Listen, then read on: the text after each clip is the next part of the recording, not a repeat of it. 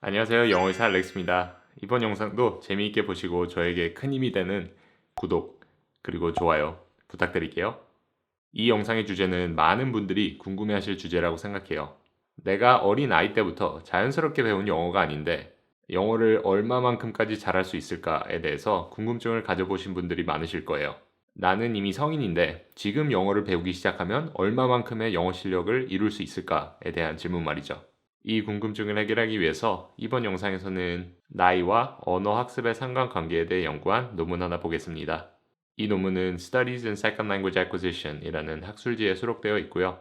2015년에 나온 비교적 최근 논문입니다. 이 논문의 제목은 The Role of Age of Acquisition in Late Second Language Oral Proficiency Attainment 입니다.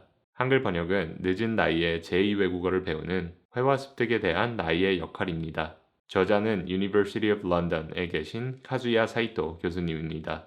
이 Age of Acquisition이란 컨셉트는 제2외국어 교육에서 많이 통용되는 컨셉트입니다. 처음 진지하게 제2외국어에 노출된 시기라고 볼 수 있는데요. 이 컨셉트가 실제로 제2외국어 연구의 큰 부분을 차지하고 있습니다. 제2외국어를 몇 살 때 배우기 시작하느냐에 따라서 어떤 한계가 있을까에 대해서 연구한다는 거죠. 여러분들도 아시다시피 Critical Period Hypothesis는 유명하죠. 어떤 학자들은 우리가 태어날 때부터 조금씩 언어를 배울 수 있는 능력을 잃어간다고 생각해요. 아니면 어떤 학자들은 16살 이전에 제2외국어를 제대로 배우기 시작한다면 원어민처럼 구사할 수 있다고 주장하기도 하죠. 그런데 또 어떤 학자들은 제2외국어 실력을 어디까지 끌어올 수 있느냐에 대해서는 나이보다는 개인차에 있다고 생각하시는 분들이 있어요. 그냥 될 놈은 된다. 이런 이론이죠. 조금 더 진지하게 이야기하면 어떤 사람들은 언어를 배울 수 있는 능력을 타고났다라고 생각하는 이론입니다. 그런데 아직은 어떤 이론도 완벽하게 증명되지 않았다고 보시면 됩니다. 제가 이야기할 이 논문에서는 영어를 제2외국어로 배운 캐나다에 거주하고 있는 88명의 일본인이 참여했습니다.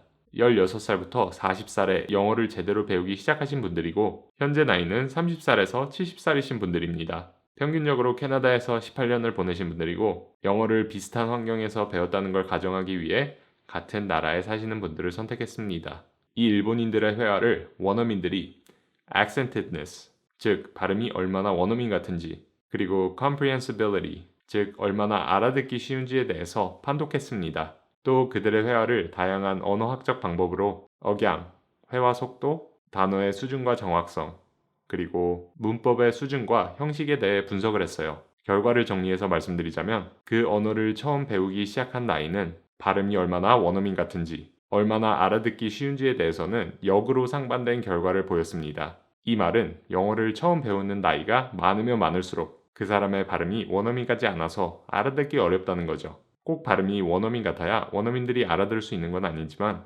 물론 상관관계가 있겠죠. 조금 더 자세하게 문제점을 보자면 단어 강세와 전체적인 억양에 문제가 있었습니다. 너무 실망하지는 마세요.